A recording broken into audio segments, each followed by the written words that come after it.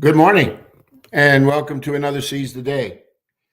Today is Tuesday, June the 20th.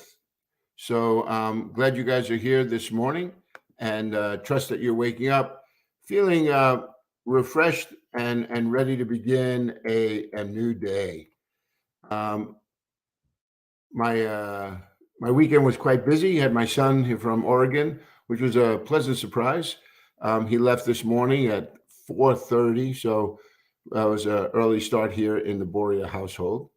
But we're grateful for that. But I trust you guys had a good time with maybe some family and friends, and I'm looking forward to this week. So. We are in the midst of a study this week on a passage from Matthew 25, verses 14 through 30. It's a parable about the parable of the talents. Yesterday, we spent some time talking about that and drew some conclusions. First of all, the owner went away for a period of time, and an undisclosed period of time. And his return was sudden, and they didn't expect him on that particular day. And this is the theme that Jesus has been putting forward, right? Looking at his second coming, the day when God is going to bring a sense of judgment on the world. He says that day will be sudden, unexpected. People are going to be going around their business as usual. And the whole intent then is Jesus sharing with his disciples that it is necessary for them to always live with a sense of preparedness. There's no sense to worry about that day if you're busy doing your the bidding of the Lord. Like there's no exasperation about, oh, he could come today. If he came today, it would be a benefit, especially if our hearts and our minds are considering his will, his purposes. So the story of the 10 bridesmaids, right? The story now of the parable of the talents. All of this is how are we to conduct ourselves in his absence. And in this particular parable, we saw that there were a number of things that were taking place. One, that the as the owner, you know, a as the owner went away for this undisclosed period, um, he gave the responsibility for of his resources to his servants, and they all didn't receive the same, right? So this isn't all about just equity. This was about people utilizing their gifts and their abilities and doing the owner's business. So the five, the one servant received 5 talents, another servant 2, and one servant 1. Um, the ones with 5 and 2 doubled their amounts, and the one with 1, it said that he had hidden his talent in the ground, and when the master came back, he dug it up and gave him back what was owed him. The thing that I wanted to share with everyone too, I hope it came across yesterday, was that talent isn't necessarily about aptitude or abilities. See, we hear that word talent and immediately that's what we think about. But back in the day when Jesus told this story, the word talent was used of a measure of weight. It had everything to do with monetary, assessing monetary value. And there are some commentators that spoke about a talent in its as being as valuable as consisting of half of an average worker's lifetime salary. So whatever he would make in half of his lifetime would be considered 1 talent. So it's a considerable amount of money, and to receive 5 and 1, like, and 2, like that was quite an investment on the owner's part. But it wasn't given. They were to use those gifts and talents in the exercise of their abilities, but it wasn't the ability itself, right? What we find here was that the entrustment of these resources had everything to do with what they did with it, the stewardship of that.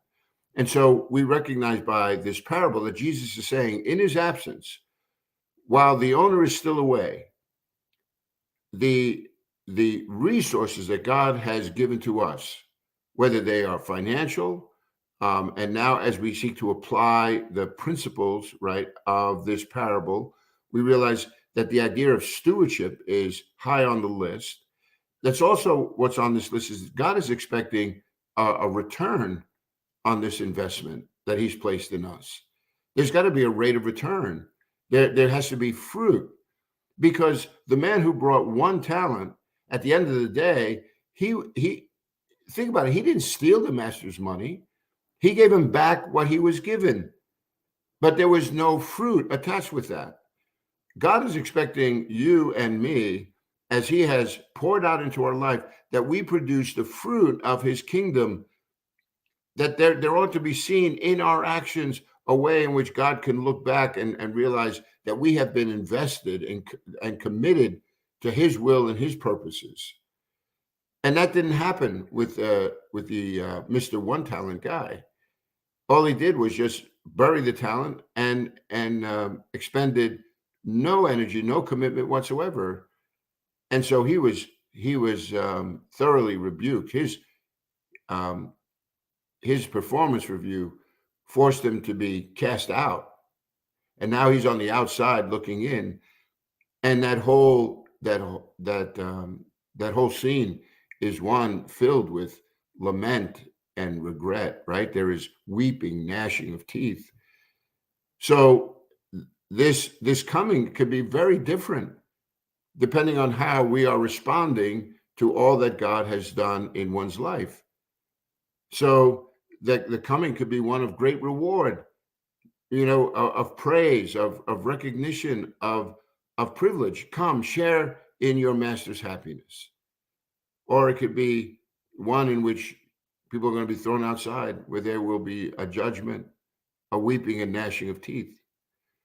So the parable itself then is making certain that we are leaning into all that God has given, that we are good resources, that we are becoming good stewards of the resources God has given, with an eye towards fruitfulness, and recognizing that fruit is a testimony then of our true faith.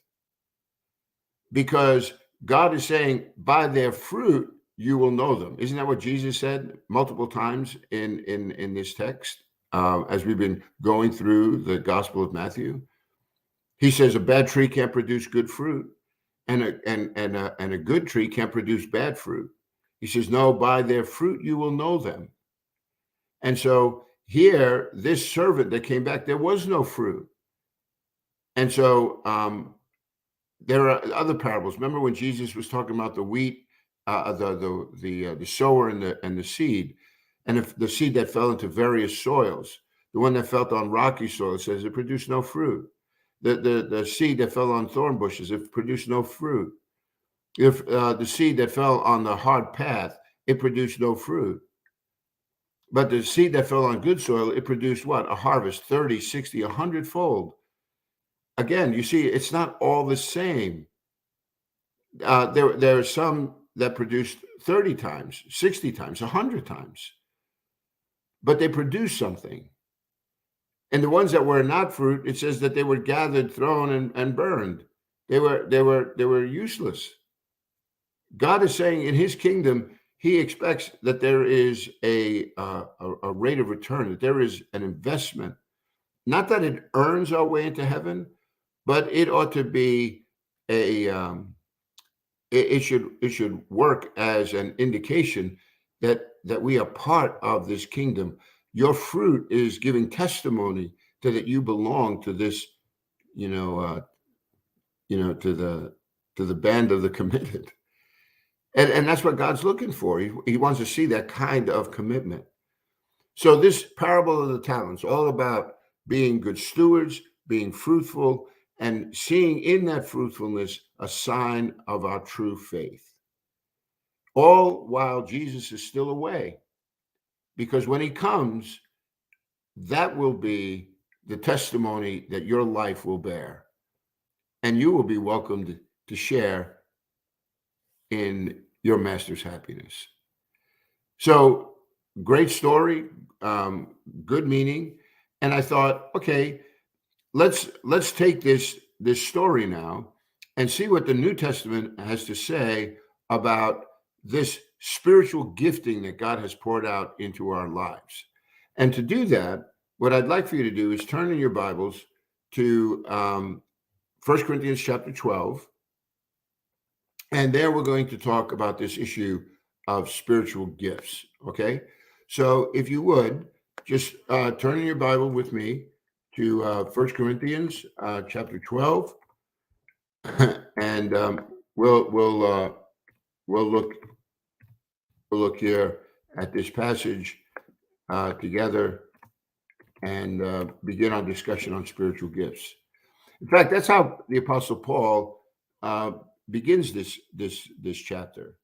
It's an interesting an interesting introduction here, because throughout the book of 1 Corinthians, what we find is Paul is addressing a number of issues that seem to have been arising within the Corinthian community.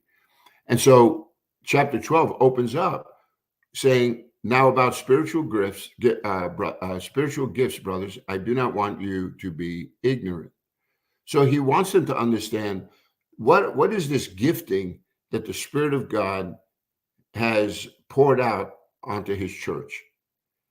And so let's get a baseline today of what is being said here that I think will help us to then thoroughly understand how we are to be good stewards, bearing fruit, so that fruit would stand as a testimony that we truly are part of this kingdom, so that when Jesus returns, he'll have no problem recognizing us. So let's begin. Chapter 12, verse 1. Now about spiritual gifts, brothers, I don't want you to be ignorant. You know that when you were pagans, somehow or other, you were influenced and led astray to mute idols. So there is part of this false worship that has taken place, right? People, they were unbelievers, and they fell under the influence of these mute idols, of which there were many in the city of Corinth, a very cosmopolitan city, a city that was known for its commerce and its cosmopolitan nature, because they had 2 seaports, and it would attract people from all over the world.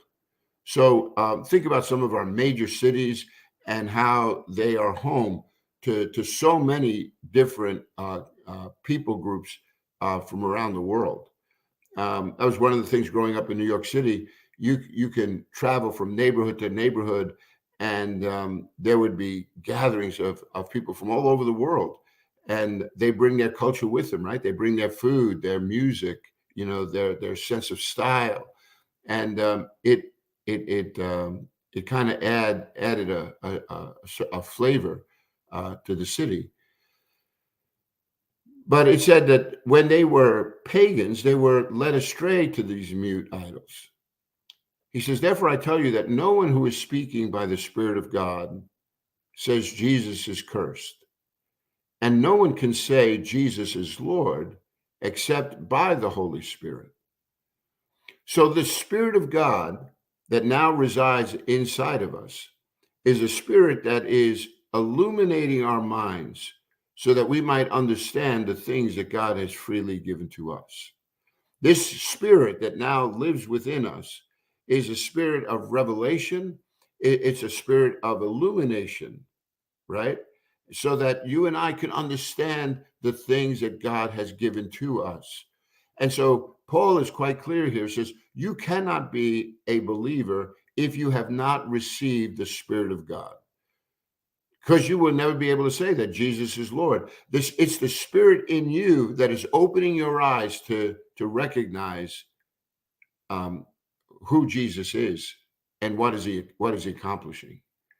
And if the Spirit is in you, no one can say Jesus is cursed. So the Spirit is this dividing line that Either you're in or you're not. But now notice with this Spirit, there are different kinds of gifts. This is what it says in verse 4. So verses 1 through 3, all about the Spirit of God is what enables us to become believers. That same Spirit, it says, is the author of various kinds of gifts.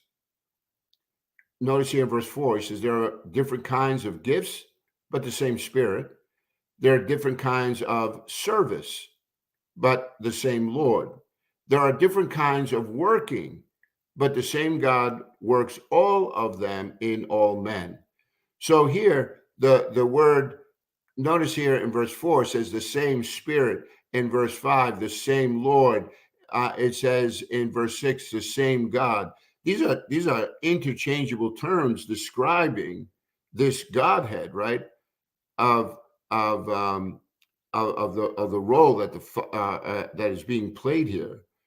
And so gifting, service, the working of that Spirit, it's different. And yet the author behind them is always the same. So there isn't this sense of confusion that is meant to take place, but rather the same Spirit that is behind all of this spiritual gifting. So it gets even better now, because look at verse 7.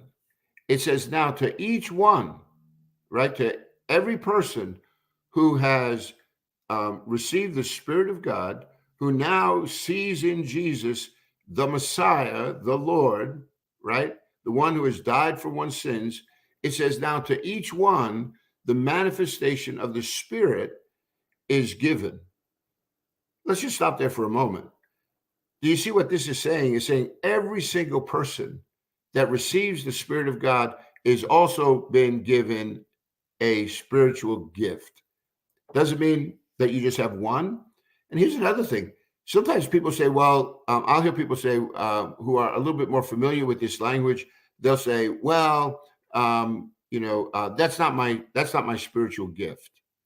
And I'm thinking, are we under the delusion that we can only have one? Or that if you have one, that God can't give you another?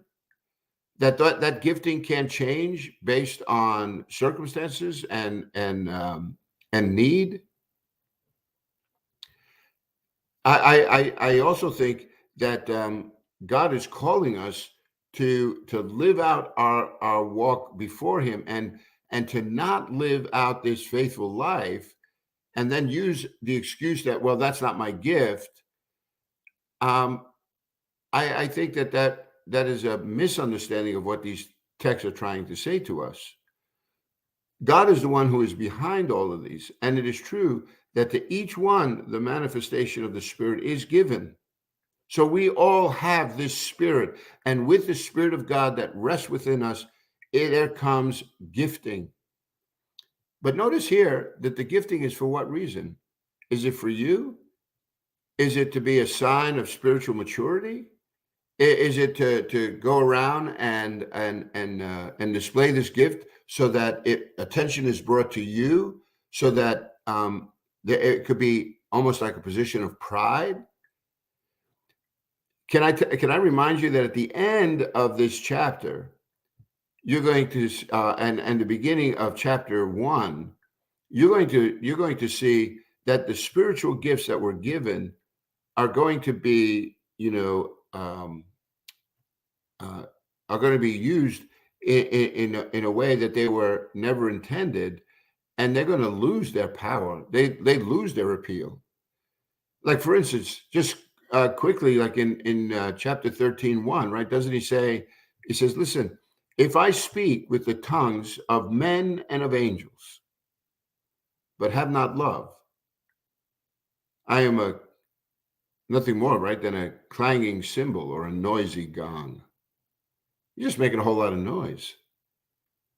So you might think like, hey, look, I have all kinds of, I have this gift of faith. I understand all mysteries, right? I have a faith that can move mountains. He says, but if you don't have love, you gain nothing. He says you can even sell all that you have to feed the poor and deliver your body to the flames, right? In some kind of sacrifice. But if you don't have love, he says, I am nothing. So as a result, you could see gifts could be abused.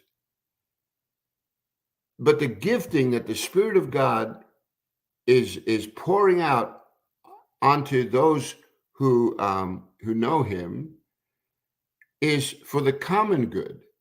It's not just for the person. And notice then how the Apostle Paul paints that. He says, to the one, there is given through the Spirit the message of wisdom. To another, the message of knowledge by means of the same Spirit. To another, faith by the same Spirit. To another, gifts of healing by that one Spirit. To another, miraculous powers. To another, prophecy. To another, distinguishing between spirits. To another, speaking in different kinds of tongues. The word here is languages, as also in verse 28. And it says, and to still another, the interpretation of those languages. All of these are the work of one and the same Spirit. So notice here, everybody receives a gift of the Spirit, and that reception of that gift is not just for the individual, but it's for the common good. So that means that if you have been given wisdom, knowledge, this gift of faith, right, that enables you to really see what is coming. I think when I take these spiritual gift tests, faith is one of those that come out for me. I don't. It's just the way God has wired me. I kind of He's given me this hunger to really know His Word and to share that with others. But that gift isn't just for me. The gift is for everybody. Yeah, I'm supposed to share that. It's like if you're a really good cook, yeah, you feed yourself, but it's a blessing when you're feeding others too, right? And it says that it's the same thing with gifts of healing, prophecy, even so the ordinary, extraordinary, all these gifts, they all come from the same place. They come from the same Spirit, and they come for the common good. But notice here in verse 11, this is an interesting point. It says all of these, right? All of these gifts, and you know that this gift isn't exhaustive, because you could look in Romans in chapter 12, and there's a list of these spiritual gifts as well. There are a few places where this gifting is listed out, and they're not. There's similarities, but they're not always the same. All what these passages are trying to demonstrate, though, is that the Spirit of God is behind all of them, and the Spirit of God is giving them for the common good. And notice here at verse 11, it says that all of these are the work of one and the same Spirit, and He gives them to each one. But notice here, just as He determines. So who determines what gifts they have? You see, I've been a part of a Christian community for a very long time now. And sometimes I have seen people speak about gifts in a way that just violates this one very text, as if everybody should have this one gift or that gift, or somehow or another, if you were truly, really, baptized into Jesus, then you would have these gifts in their fullness. This text seems to give you a different picture, doesn't it? It's saying that the manifestation of the Spirit is what? The work of one and the same Spirit. It is the Spirit who gives them to each one, just as He determines, and the giving of that Spirit is for the common good. It's for the health of the body at large.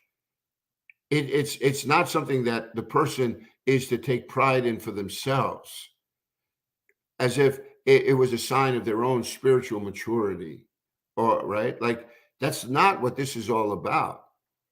And so, reading this text, then you begin to realize how people are beginning could obviously abuse what God meant to be something that was good. It becomes suddenly a point of comparison. It becomes a way in which we judge the the uh, authenticity of another person's faith, as if all of these giftings, were begun with us, that we had control over that. Here it says they're the work of the one and the same Spirit. He gives them. He gives them out as he determines, and he tells us that it's for the common good.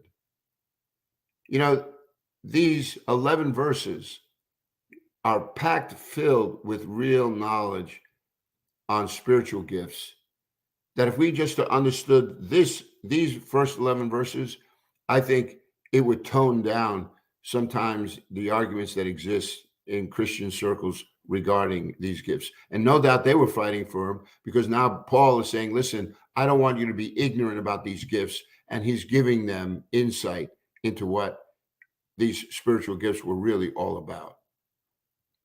Well, that's those are helpful lessons, right? They are helping us to really hone in on what it means to live as a good steward then of these resources.